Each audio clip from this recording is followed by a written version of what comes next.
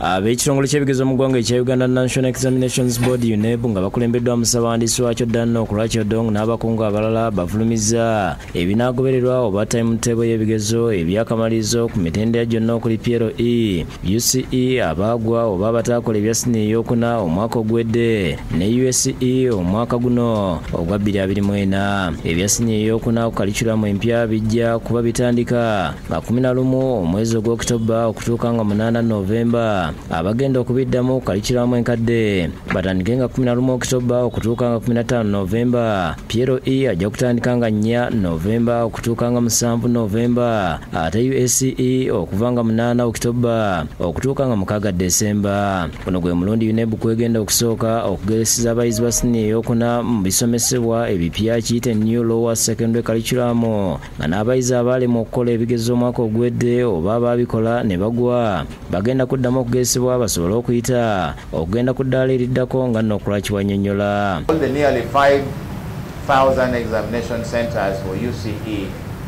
have registered varying numbers of the repeaters. Kyandibadde kya buvunaanyizibwa ne baba nga bafuna timetable zino ne baziwa waakiri buli muyizi oba ne wabeerawo omuyizi wasobola okugisomerako ku ssomero asobole okumanya obulungi ddi lwanaakola ebigezo bye. Download the app on App Store or Google Play Store now. Vision Digital Experience, the future of media.